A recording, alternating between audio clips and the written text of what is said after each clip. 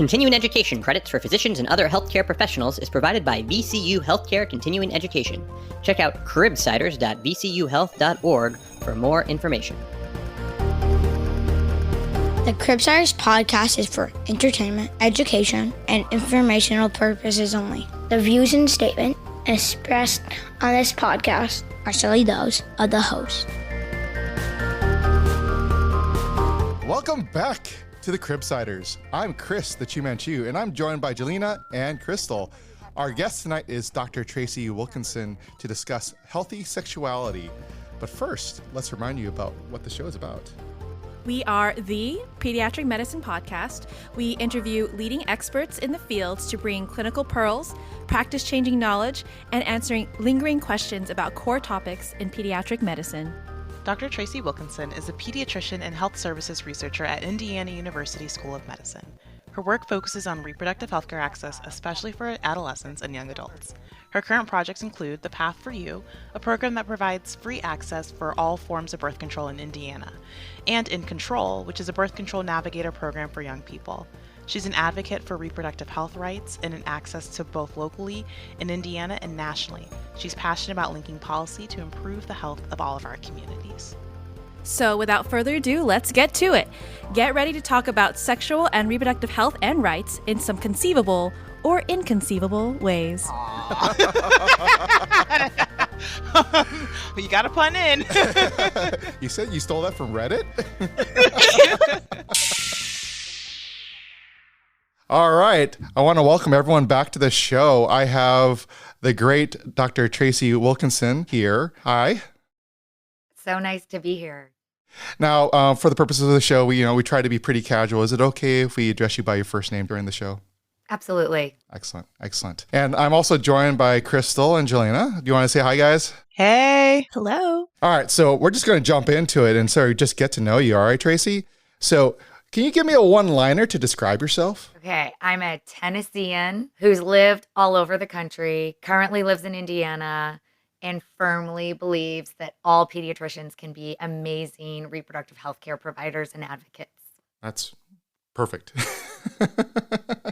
All right. Do our other hosts have some questions we want to ask? All right. So I have a question. What is your favorite podcast? Yeah. So my favorite podcast is a show called You're Wrong About. It is an amazing podcast where they take various topics or stories from when I was younger and I thought I knew what happened and dissect it down to the nitty-gritty details. And what ends up happening is at the end of the podcast, you have a total different impression and opinion of an event or a person or a topic than you did at the start. And it is my favorite podcast because it really challenges me in an hour.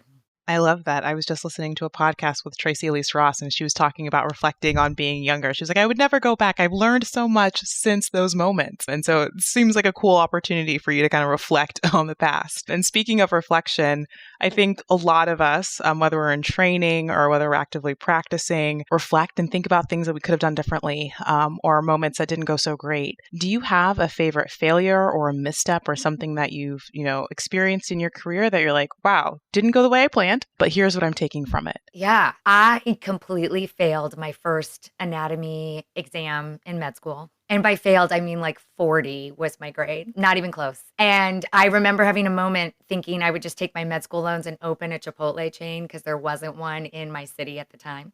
And I had a real moment of trying to figure out what I was doing and why I was doing it, and buckled down really, really hard for the next exam and managed to pull off a passing grade for that semester. But it's one of those moments where I remind people that failure sometimes can be really good, because I don't think if I had had that moment, I would be so committed to my medical career as I am today. Awesome. I'm pretty sure a lot of people can identify with that, especially me. I failed my own tests in medical school, and I think I'm much better for it. So I'm glad you shared that, and so other people know that they're not the only ones. All right. Do we have any other questions, or maybe we should just jump right into it? Because I feel like we're going to have a lot of things to cover this episode. I say let's jump in. All right. All right. So before we jump into cases directly, I think it's important to talk about how we want to have this conversation and think about a framework to help guide us.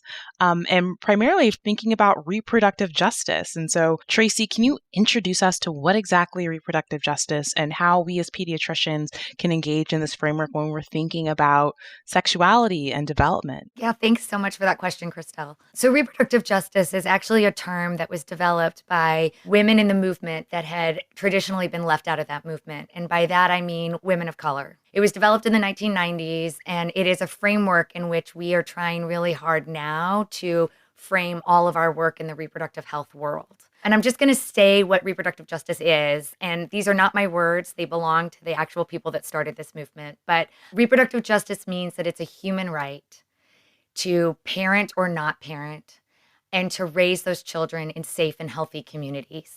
And what that means is that it's a human right to make those decisions.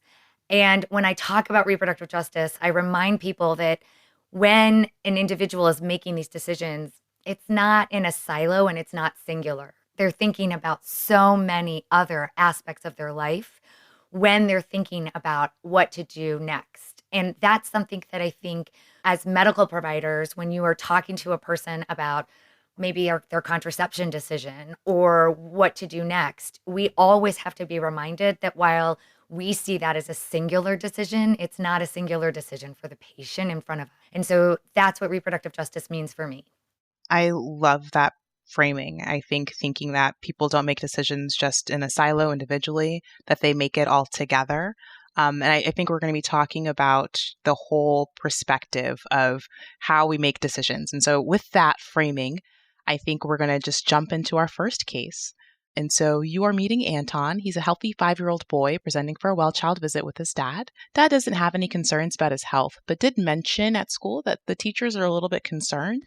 Yesterday, he was placed in timeout because at recess, he was found chasing and attempting to hug one of his classmates, Maria. And Anton became really frustrated and pushed her to the ground and stated, "She is my girlfriend." And with this age, I think we're thinking about a lot of things, but when exactly is a good time to start talking about development, attraction, and what's your approach to thinking about age and the type of conversations that you start to have with your patients? Yeah, I love this case because my answer to you is that there is no one age and that it's never too early to start. I think that we often as a society think that this concept is something that needs to be saved for a later age. But if we think about affection and love, we talk about that and we show that to our children from literally the minute that they're born. And so when you think about Anton and his desire to express his affection and maybe not being able to process the rejection of that affection, that's all normal development.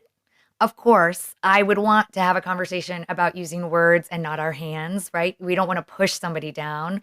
We want to be able to use our hands, but this is maybe a great opportunity where the parents and the pediatrician could start thinking about how can we help Anton process those feelings that he's having towards his classmate?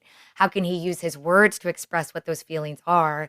And to normalize the fact that he might call her his girlfriend because that's also how he's heard adults in his life talk about people that they care about. And that's all really normal. He's imitating the people that he looks up to the most in his world. I don't think I've heard it framed that way. That imitating what people are seeing, saying that like, this is my girlfriend because he's heard other people say like someone that they really love, call them, their partner, their spouse, their girlfriend. And so framing this is just like another important step in their development, but it can still sound a little bit awkward to bring up some of these topics with parents. And, I think the idea of like, what do you mean we're going to start talking about development or sexuality? Like they're just in elementary school or middle school, and I don't want to be talking to my child about that, or I think they're way too early. So how do you help providers, the trainees that you're working with, help themselves overcome the awkwardness of discussing this, but also help parents kind of bring them to the table and start to make this a normal conversation? And how do we overcome those feelings so we can have a really empowering conversation to which you're alluding to? Yeah, so I tell residents that I work with, if you're awkward and you're not comfortable talking about this, it's 10 times more obvious to the patients and the people in the room that you're uncomfortable. And so part of it is for residents and learners to think about why they're uncomfortable and to really examine how they can become more comfortable. Human development, the human body is a normal thing. And, I talk about with parents, for example, they can even just talk about development in reference to their body and their child's body. Your child might see a part of your body that looks different, and you can explain the development through your own interactions with them. That's in a natural setting and is casual and comfortable when it comes up. And it doesn't have to be that classic birds and the bees conversation that we hear happen that tends to be not wanted by either party involved, right? But that it's more of an ongoing, organic conversation that's always happening and that it's normal. I also tell people that the human body is amazing and we need to talk about it and puberty and all the stuff that happens as this amazing thing that our bodies are going through and not something to be embarrassed by, not something to make it awkward, because it tends to be awkward enough when you're doing that in school. And so having a safe space where you kind of talk about the positives is never a bad thing. One question I have is, it is difficult sometimes for us as physicians, as providers to actually do this. Is it just simply we need to practice over and over again, do it as much as we can with our patients? Or are there other ways in which you would recommend for us to get more comfortable in doing this? Yeah, so I try to also give my residents and learners words and phrases that make them more comfortable, right? So I think that there's some words that make everybody kind of giggle and laugh, like penis or vagina or anal. And so it's normal for us not to maybe be super comfortable using those words. And so simple things like when you find somebody cute, is that a girl or boy or both? Is an easy way to talk about attraction. When you are more than friends with somebody, are you doing things above the belt or below the belt? That's an easy way for a young person also to express what's going on. And it's really simple terms that make you feel more comfortable saying them. And the more you practice them, the more comfortable you will be when you're actually saying them in front of a patient. But if you don't have confidence in saying them, if you're not making eye contact with that patient, they're feeling that, and they're feeling the stigma that they're already feeling from all the things in society that tell them that these parts of their body, these feelings that they're having are wrong. And I think we do an injustice when we perpetuate that in our medical settings, especially within pediatric settings. I think we're going to talk a little more about how you approach this and start talking to them in the next case. I don't know, Jelena, do you want to sort of take it to the next step? Sure. So I have another case, next patient in your clinic. So we have May. She is a 14-year-old patient, and she comes in for her well child visit with both parents. They have a history of well-controlled asthma and allergies. And after discussing that, you would like to interview May without their parents to focus on the social part of the exam, or the quote-unquote HEADS exam. And so I'm curious, what is your approach to HEADS assessment? I know it's a very regimented kind of acronym. But I appreciate kind of your thoughts on how to go about this part of the visit. Yeah, so I tell my learners all the time, you're actually doing a HEADS assessment on every patient you're seeing, even newborns. We're asking who's living at home, where are you spending your day, what things are you doing for safety? And so I challenge people not to say well, there's a certain age, we've got to start doing a HEADS assessment. It really is the questions you should be asking for every patient to understand what makes them who they are when they're not in front of you in that room. And so understanding where they're spending their time, who's part of their community, what are the people impacting their lives is an important question that should be asked for everybody. We all want to know whether a 4-year-old is in daycare or at home because it's impacting how we're thinking about their development. The same thing about a 14-year-old wanting to know whether they have after-school activities or whether they're going home. And so I challenge people to remember that we have been doing HEADS exams the whole way. It's just on different parts of our templates, right? When we get into the quote unquote teenage years, it ends up being this special part of the template, but we shouldn't necessarily treat it that way.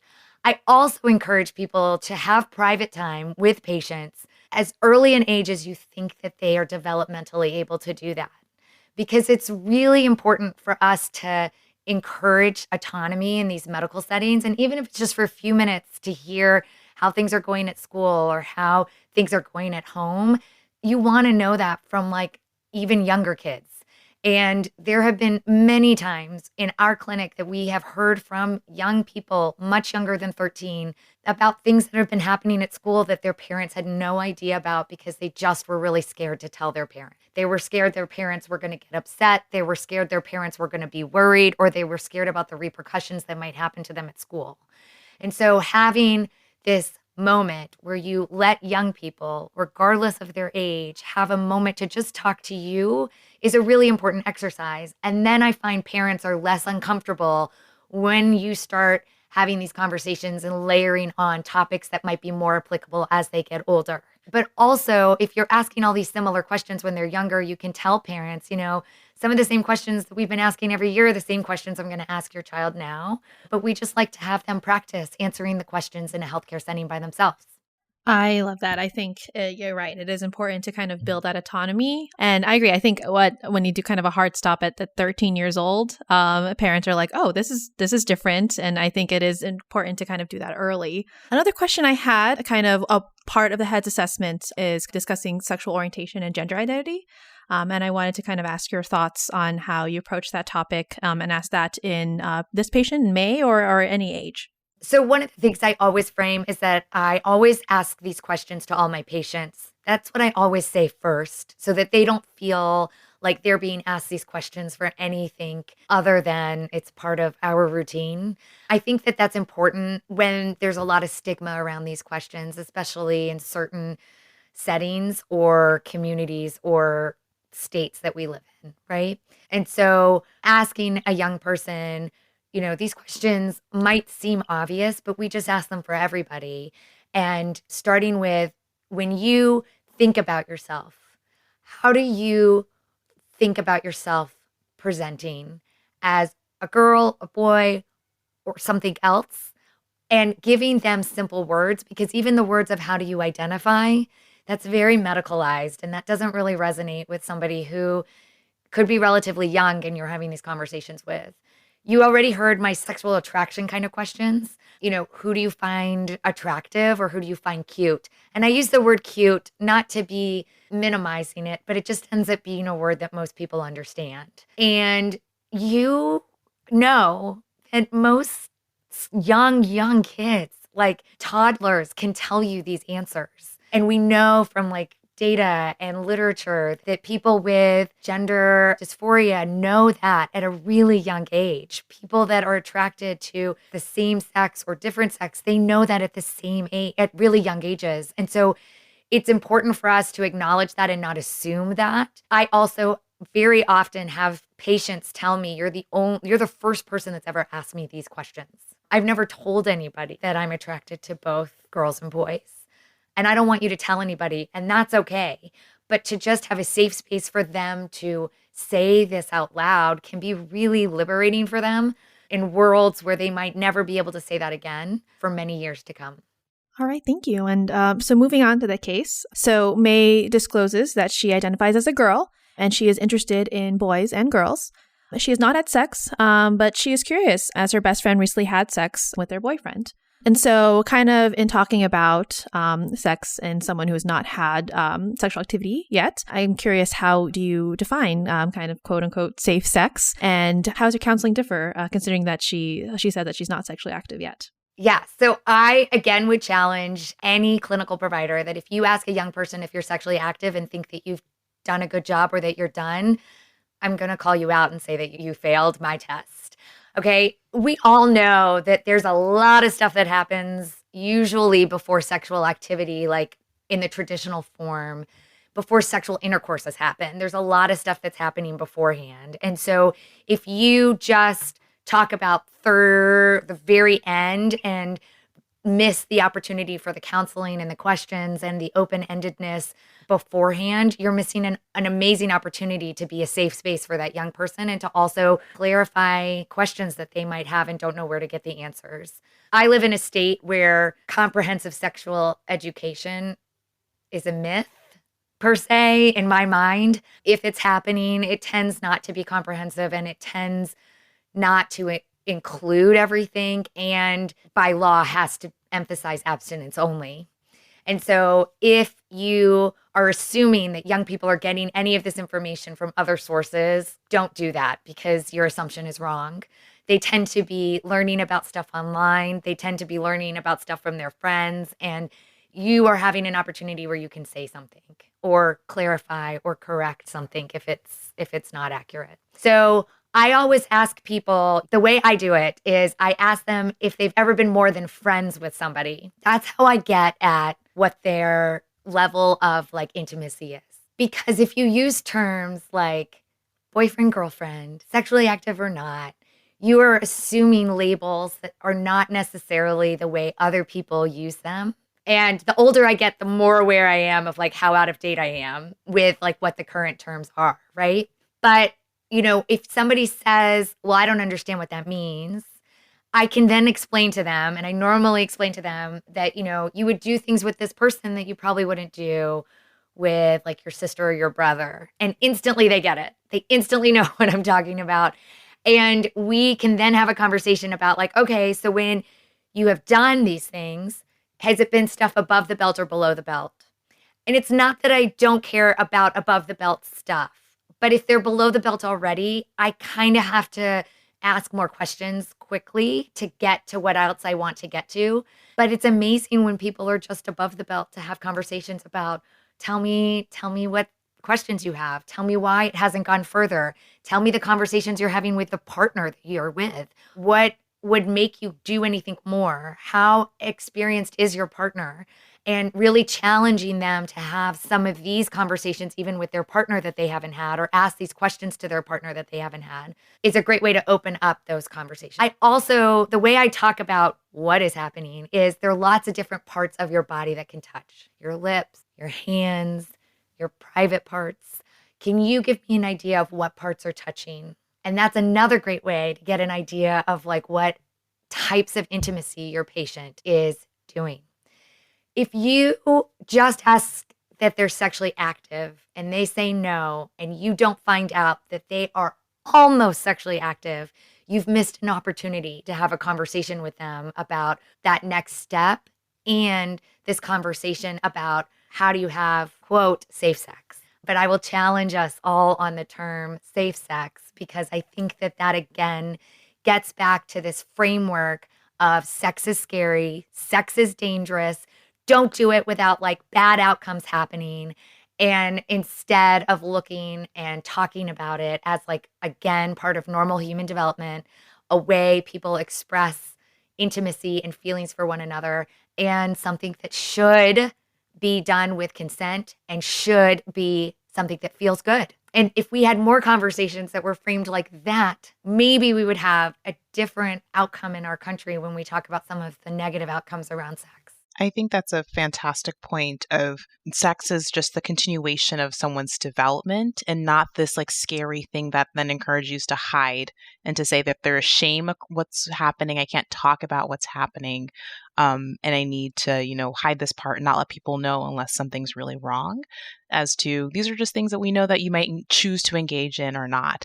And so I want to be here as a provider who can help you through that or answer your questions.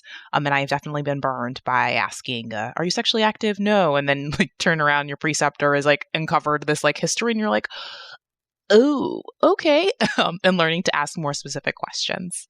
Yeah. I mean, I don't think our medical education dives enough into this or does a lot that's developmentally appropriate in the realm of, but how do you ask this question with different ages and different developmental stages and understanding?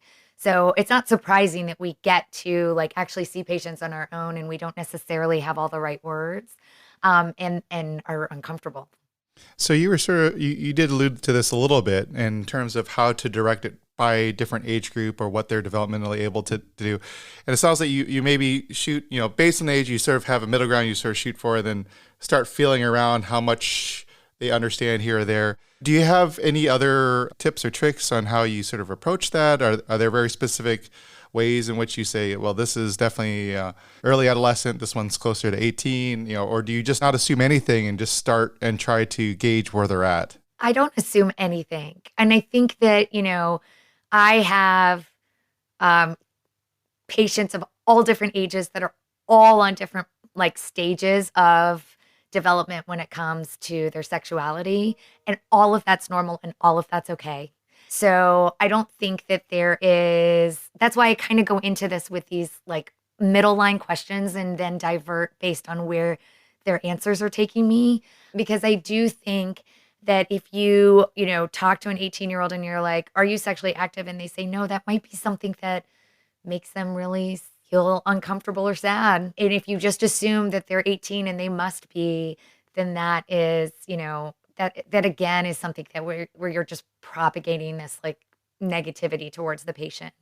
One of the things I would say is that when you look at large data, the average age of sexual initiation in America is around 17 and a half. And so that's average. And what's interesting, Chris, is that when you look at that data over decades, all the way back to the 1950s, when we have data on this, that age really has not changed. And so there's this feeling and assumption that the younger generation is so much more sexual and experienced than the older generation. And it turns out that that's not actually true, because it's just part of human biology when this naturally begins to happen. But I challenge people that are pediatricians to remember this age and to think that, if you are a pediatrician and you're like, yeah, no, that's just like not my thing. Like, I don't have to think about it. I don't have to do that. 50% of your patients are missing out on you acknowledging a huge part of their life and a part of what makes them who they are. And you not talking about it perpetuates this idea that it needs to be hidden and it needs to be like not talked about. So, as a busy pediatrician, I only have 15, 20 minutes and I'm trying to do all this other stuff. I'm trying to convince them to wear their seatbelt and to, make wise choices doing these other things. So, in fact, I told my residents this today, being primary care, our superpower is that we get continuity. We can continue to bridge these gaps and talk about them every time we come in, but we have smart kids, and they may want to learn more at other times. Do you have any specific resources that you may give them? Like, it may not be books, because I know many books I can't even get my kids to read, but like, are there like great YouTube resources or websites that they can read? Like things like, otherwise, I feel like, my adolescent boys are just going to watch porn on TV or something like that. Like, are there good places that you can say, hey, if you want to learn more, check these out? Yeah. So one of my favorite websites that I give to patients, parents, learners is amaze.org. It is a resource with lots of different videos, information, and it is designed by young people and for young people with a lot of youth engagement. And their tagline is more info, less weird, and it takes the awkward out of growing up. And I love this website. I think it's really great for different ages, different audiences, and I highly recommend it. All right. So thank you so much. I definitely will use this resource. I didn't know about it. It does sound amazing. And kind of your point in that comprehensive sexual education in schools is lacking. And so I'm always wondering, I'm like, okay, if they can't get it at school and I don't have enough time to talk about it in clinic, where else can they go? And so kind of moving on with this case. And so you conclude with your visit, you give the appropriate vaccines, and you plan for a 1-year follow-up. But then about 6 months later that you see May is now 15 years old. And she's actually scheduled again for an acute visit with you with chief complaint of contraception, and you don't know anything else. So you're not sure if she'll be alone or with a parent or much more except for that chief complaint. And so I did kind of want to talk a little about kind of legal things. I think sometimes like with age and if a child comes in alone with a parent, that changes things. And so if you can talk a little bit about kind of consent for sexual and reproductive health care services for minors. I know it's kind of state dependent, but just kind of like your general approach for pediatricians who are concerned about those kind of things. Yeah, so it is state by state based. And so I would encourage you to understand the laws in the state that you're in, as well as how your institution handles those laws. And my favorite website for that is the Guttmacher Institute. So that's guttmacher.org. They have up-to-date tables on every state and can very clearly delineate what services minors can consent to, and which services minors might need parental consent for. I also want to talk about the case in terms of the 1-year follow-up. I very, very rarely let teenagers have 1-year follow-ups because so much happens in their lives in a year. I try really hard to find something in their like chart, some sort of medical or social reason to bring them back in 3 to 6 months, because I think it's a really, really hard argument to make that there's no reason that they need to see you in a year, given the amount of development, both socially and physically, that they're going through during adolescence. And Chris, your point about like counseling on seatbelts, I agree. It's super, super important, but they get those messages from other places in addition to us. And so making sure that we're not missing these opportunities to have touch points about like the other topics that we don't necessarily have happening in schools because of restrictive laws around sex education or other reasons, it's even more important to have that safe space to bring them back and to realize a year is a really long time in an adolescent's life to not see them. So I would say I'm not surprised that this patient came back to us in 6 months, because I probably could have told you that a lot of things in her life have changed. So if I was living in a state that allowed me to talk to this patient without their mom, I would do that. But I always encourage young people to have trusted adults in their lives. It's not always a parent, and that's okay. It's ideal if it is your parent for many legal reasons. But it is important that there is somebody in their lives that is of legal age that they can go to and that they can get help. And I try as much as possible to encourage that to be a parent. But for all the reasons we've talked about, it's hard for parents to also admit that their child is becoming independent, maybe doesn't need them, and is making decisions that they maybe don't agree with. And so it's a case by case and based on what state you're living in situation that you have to think about. On that note of having a conversation with the parents, how do you tell the adolescent, right? Like, so you preface this entire, time that you're having with the patient, you know what, like what stays between us is between us unless it causes any type of harm. So you've done the confidentiality statement. And you said, this is kind of the terms of what we're going to be talking about. And they've disclosed to you that they're interested in contraception and you want to help them talk to their family member about this conversation. What does that counseling look like as you're trying to talk directly to the patient sitting in front of you? Yeah. So the first question I ask is, I'm just going to say mom, but is mom, who happens to be at this appointment, or is mom aware about what we're talking about? Does she know why you had this visit today? Did she help you make this appointment? Do you feel like you can talk to mom about this decision and listen to those answers? I also always, Crystal, offer to be the ambassador to start that conversation. So I always offer to a young person, I am happy to have this conversation with your mom if you're ready to have it today with me here. And I can start and I can say some of the words that maybe you're too scared to say right now.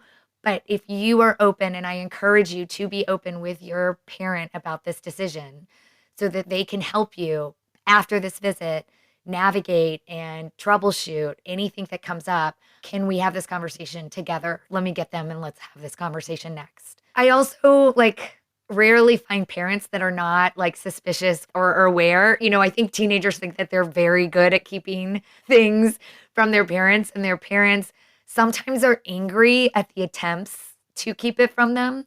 But I also challenge parents to think about how open they were for their child to come to them at first to talk about this, and their fear of the anger following that conversation is why we're having this conversation in a clinic and not at your house.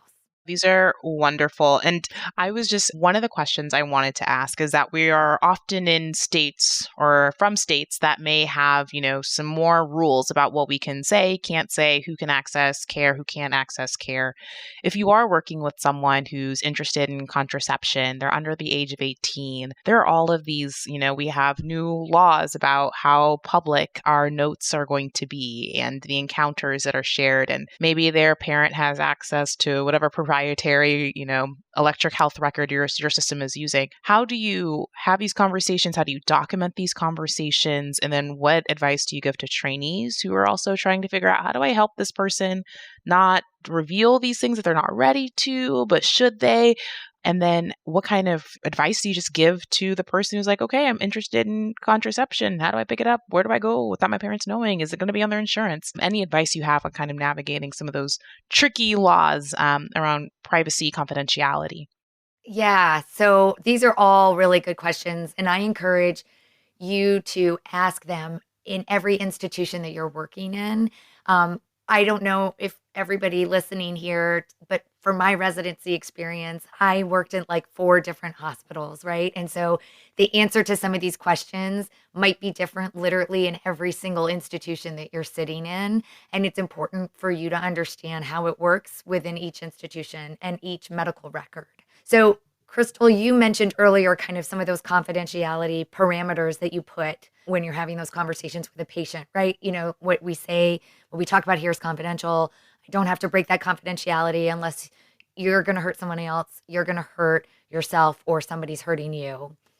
I always follow that up with, we do everything that we can on our side to keep these confidential conversations within your medical record. However, there is always a chance that that could be broken because your medical record is not only in these 4 walls that we're talking. And I need you to understand that risk, which is even more of a reason why we need to pull a parent in and get them in the loop so that this is not discovered in an accidental moment and catches you off guard. It could come to your house through an explanation of benefits from the insurance company. It could come when your parent picks up a prescription at the pharmacy and sees a list of prescriptions that have been picked up like on your family account. It could come when you're throwing away a birth control pack and you think you thought you hid it and your mom found it, right? So there's so many moments where it could come out. And so that's even more reason why I try and encourage there to be an openness. But to your point, there are definitely situations where the emphasis for me is taking care of that patient. And if confidentiality is the only way we can do it, then I try my hardest to do that with making sure that their medical portal or their patient portal is not activated and talking about different methods in a way that thinks through that confidentiality piece. I am a huge, huge proponent of pediatricians providing contraception. And so we can talk about that. However, there is an important resource that all of us should know about, which are Title X clinic, which are funded through the federal government and have federal protections no matter what state you live in. Texas is a little bit of an island, so I will put that in a box to talk about. But Title X in the other 49 states can provide confidential care that is protected by federal law and does not change based on the state that you live in, and provides income-based care. And so if you have no job because you're 15, your services can fall under their sliding scale and be free.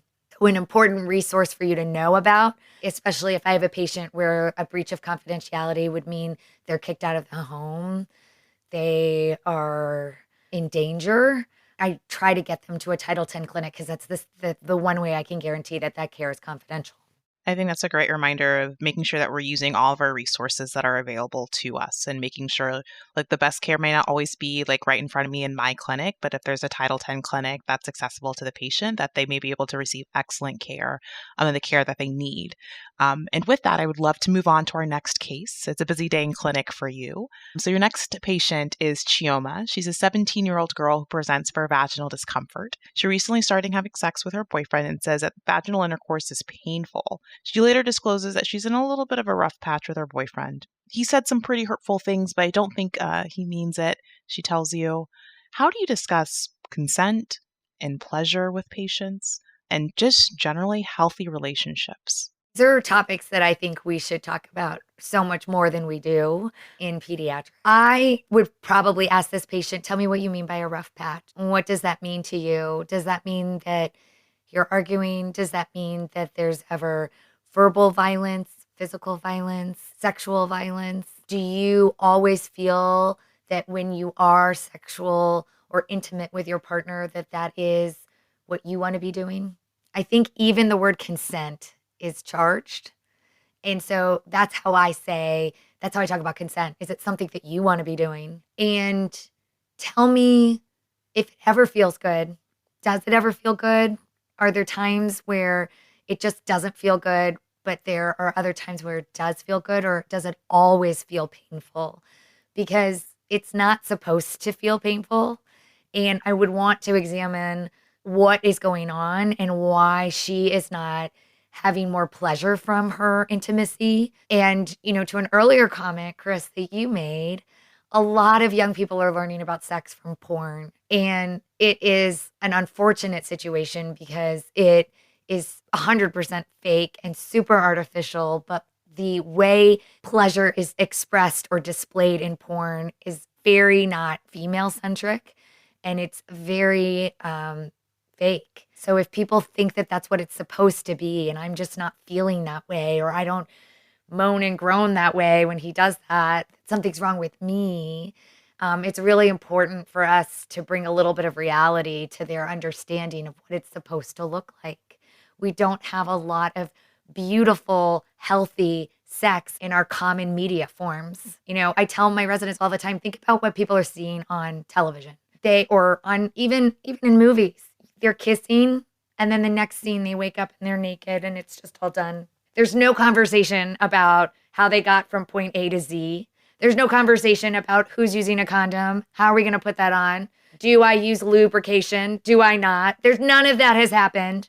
They're just happy and their makeup is perfect and they're laying in bed next to each other and it's all done. And that's what we think of as like, we're shocked that people don't understand how to get from point A to point Z, and the only way we do show that is through porn. Let's not be surprised at the misinterpretations and the misrepresentations we have around sex for our young people, but even for adults. That's so important to remember. I was just listening to a podcast, Death, Sex, and Money, and they just had an episode on how did you first learn about sex? And they're talking about Dirty Dancing and just different movies and stuff where it's just this is how I learned about it. These are the images and the things that I'm seeing.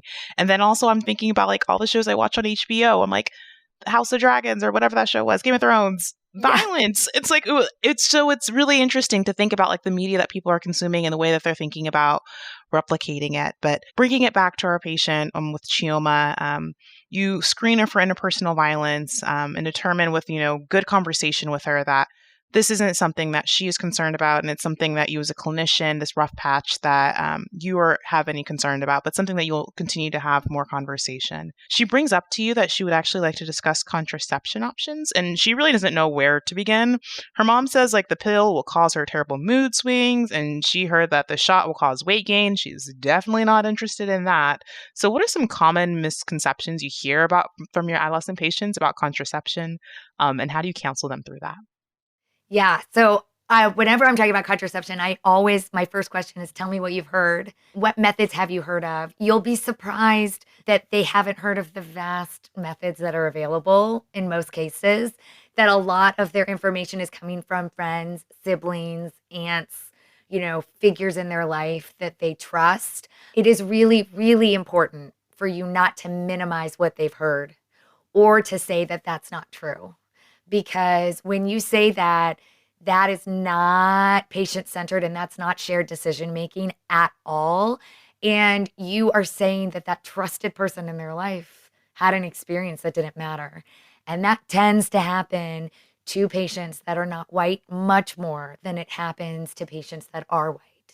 And so I say that because we started this conversation about reproductive justice as well, thinking about what some of our biases are when we go into these conversations, thinking that you have the best method for that patient is 100% the wrong way to go into this conversation.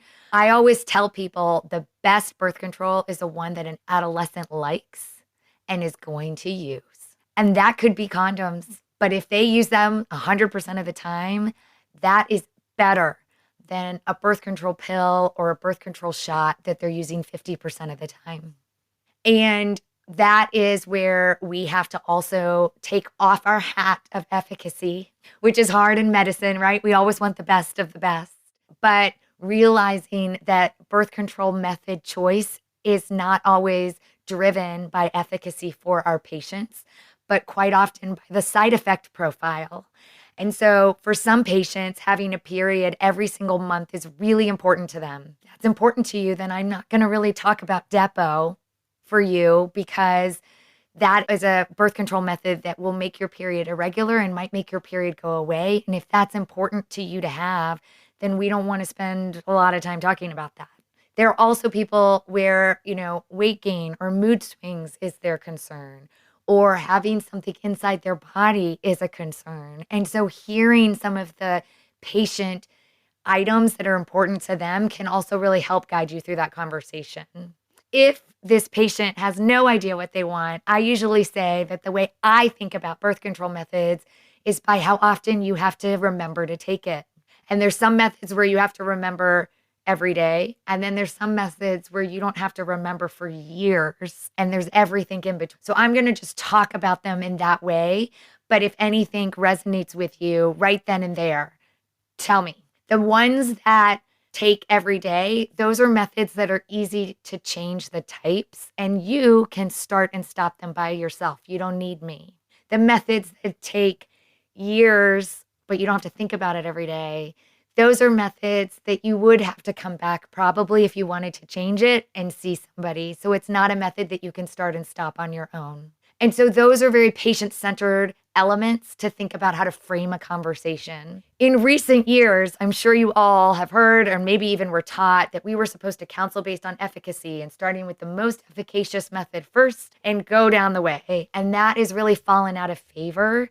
And so I encourage everybody listening to think about what matters to a patient first and frame your counseling around that and not what matters to medicine.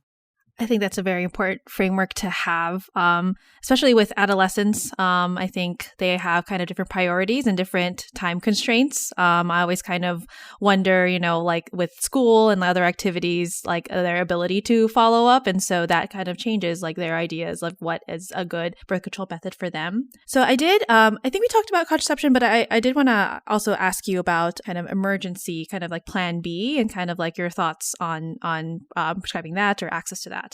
My favorite question. Thank you so much. I actually started my research career examining Plan B availability and access. And so it's something that I wish pediatricians did more of. So to the point of everybody has a Plan A, which is what we were talking about with this patient, maybe their birth control method that they choose.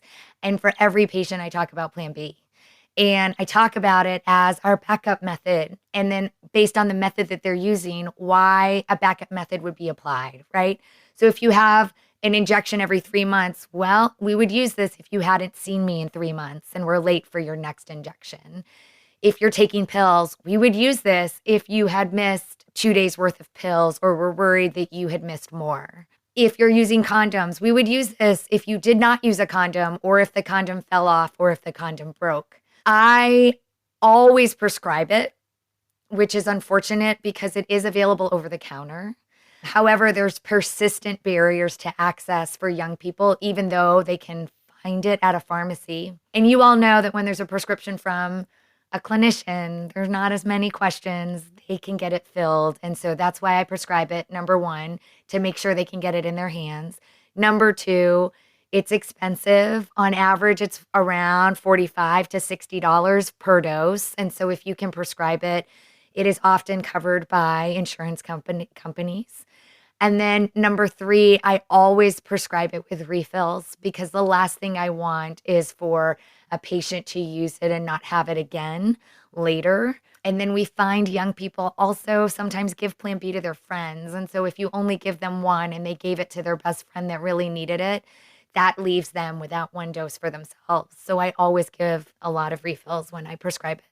So can you tell us more about emergency contraception and different types and just kind of a little bit more about that? Yeah, one of my favorite topics. So I just want to clarify that there are actually 3 types of emergency contraception that are available, 2 of which are a little bit more difficult to obtain, mainly because one of them is an IUD. And so that's an intrauterine device, which would need to be placed by a clinical provider. But if it can be placed within 5 days of unprotected intercourse, that means that you have not only your emergency contraception on board, but you also have a long-acting reversible form of contraception on board. The second form is called Ella, which is the name brand for ulipristal acetate. That is prescription only. It is effective up to 5 days after unprotected sex. And so for patients that come to me on day 4 or 5, I will prescribe Ella rather than the third form of emergency contraception, which I'm going to talk about, which is levonorgestrel. This is the one that you probably have heard of as Plan B, the morning after pill. This is the one you see at the pharmacy on the shelf. This is a form of emergency contraception that works up to 5 days after unprotected sex, but definitely works better the sooner you take it. So I prescribe Plan B with any patient that has a Plan A of birth control or even no plan of birth control, just somebody who would benefit from having emergency contraception in their hands, because the sooner it's taken, the better it works. I tell people, just like we have Tylenol in our cabinets for when we have a headache, if you are contemplating sexual activity or you are sexually active, you should have Plan B in your cabinet as well for that moment where you need to take it as soon as possible. I also try to frame the conversation based on the method that a person is using to make sure they understand when and if to take Plan B. I always prescribe it because it helps assure access for young people in particular. It helps with insurance coverage because it can cost quite a chunk of change, almost $50 in some cases, which is hard for even me to find in my checking account these days. And then I always give them refills on my prescription so that they always have access when they need it, especially if they've used a dose or given a dose to a friend. And can you speak a little bit about kind of the concerns with emergency contraception and weight? Yeah, there really are no concerns in terms of like a side effect profile for emergency contraception. And I tell people that it is safer than Tylenol. It is a high dose of progesterone that delays ovulation if you have not ovulated yet and thickens your cervical mucus, which acts as a barrier to not let sperm and egg meet if you have ovulated.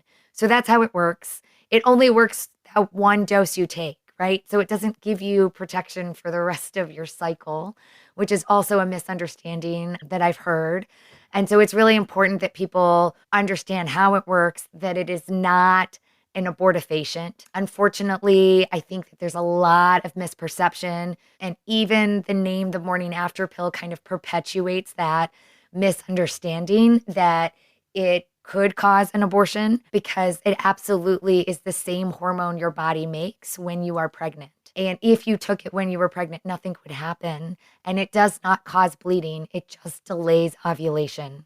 And so that's another important piece to explain to young people. It actually might make your period a few days late because you've delayed ovulation if you were just about to ovulate. Excellent. Well, I think we're getting close to the end of our discussion here. I just want to I want to see if anyone else had other questions, or Tracey, you had other things you want to make sure our listeners knew about before we sign off.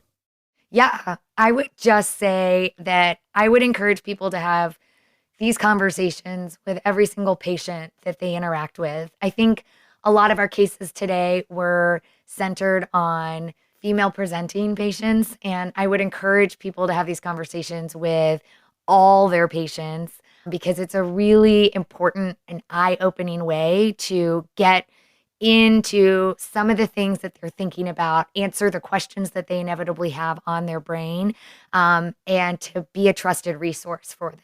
I think one thing that I would love to add is also thinking about that reproductive justice framework that we started with this conversation, and thinking about the choices that our patients are making are not happening in isolation.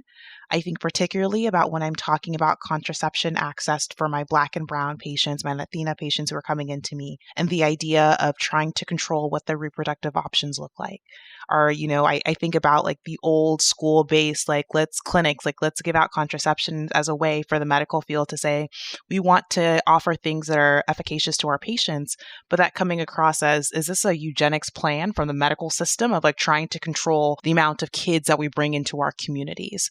So So really having that patient-centered focus helps us eliminate and really mitigate the biases that can come from our medical systems, because it's not a lark or a bust. It's whatever our patient uses within the context of what their situation is, within the cultural, context as well, what their parents may have used, what they want to use, what decision about if they want children, how many children, all of those things should be patient-led. And we, as, their pediatricians, we are some of the greatest cheerleaders. And this is an opportunity for us to cheer right alongside them as they grow up, and just another stage of development. So reproductive justice, I think, is a really great rooting framework for all of the conversations that we're having. Well, Tracey, before we log off, I just want to ask, do you have anything you want to plug? Is there anything that you want our vast audience of Cribsider listeners to know about before we finally sign off? I mean, Crystal's answer just reminded me of my favorite questions that I like to ask all of my patients. They're called the PATH questions. And the PATH tells you what the question is. So PA stands for parenting attitudes, T is timing, and H is how important. So these are the 3 questions I love to ask all of my patients. Do you want to parent one day? When do you think that might be? And how important is it to prevent pregnancy until that time? And I love these questions because they give you a huge insight into the goals of your patient, where they are in their headspace about so many things, but it also doesn't rely on sexual activity. And so for people that are nervous about those types of questions, but can open the door with just hearing about somebody's goals, about maybe one day being a parent and what has to happen to get to that point, it is an amazing conversation opener for people to learn in a very patient-centered way. Fantastic. Thank you so much again for spending this evening with us. I learned a whole bunch, and I'm sure our listeners will too. Thank you so much to our wonderful guest, Dr. Tracey Wilkinson, again, for giving us some great insights. This has been another episode of The Cribsiders. It's for the kids. Get show notes and sign up for our weekly Knowledge Food Formula feeds and newsletter on our website at www.thecribsiders.com. We're committed to providing you with high-value, practice-changing knowledge. And to do that, we need your feedback. So please subscribe, rate, and review the show on Apple Podcasts or contact us at thecribsiders@gmail.com. A special thanks to our producer for this episode, Crystal Angelina here, our executive producer for this episode, Dr. Max Cruz, and our showrunner, Sam Mazer, and our wonderful social media team on Twitter, Instagram, and Facebook. I've been Chris the Chu Man Chu. Thank you. Good night. Hey, you've already listened to the entire episode. Now claim CME credit. Continuing education credit is provided by VCU Healthcare Continuing Education. VCU is accredited to provide continuing education to the entire healthcare team. Check it out at cribsiders.vcuhealth.org for more information and to claim your credit after listening to this episode.